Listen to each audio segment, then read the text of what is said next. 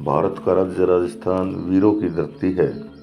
यहाँ अनेक राजपूत योद्धा हुए हैं जिन्होंने अपने प्राणों की परवाह न करते हुए अनेक युद्ध लड़े, जिनकी वीरता के किस्से आज भी सुनाए जाते हैं। राजस्थान के झालावाड़ में एक किला है जिसे गागरोन का किला कहते हैं। यहाँ के वीर राजपूत शासकों के बारे में और किले के इतिहास के बारे में जानने को हम उत्सुक रहते हैं। गागरोन का किला एक पहाड़ी किला है और एक जल किला है, अर्थात जल दुर्ग। इस किले के 3 तरफ पानी है और एक तरफ खड़ी चट्टान है। यह किला जिस पहाड़ी पर बना है वहीं उसकी नींव है।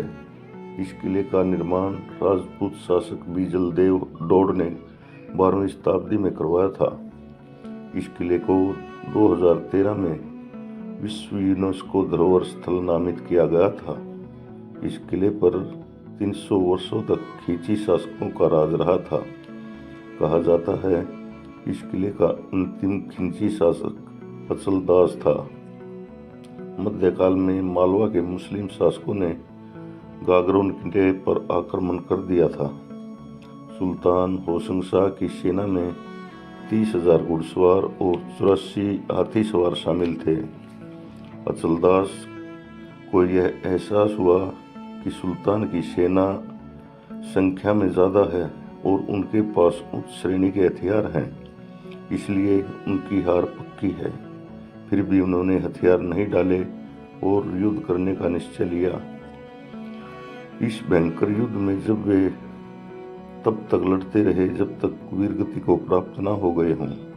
राजपूत परंपरा के अनुसार दुश्मन के हाथ न लग जाएं, इसलिए राजपूत रानियों ने जोहर कर लिया। बताया जाता है इस किले ने 14 लड़ाइयाँ देखी और 2 बार जोहर हुआ।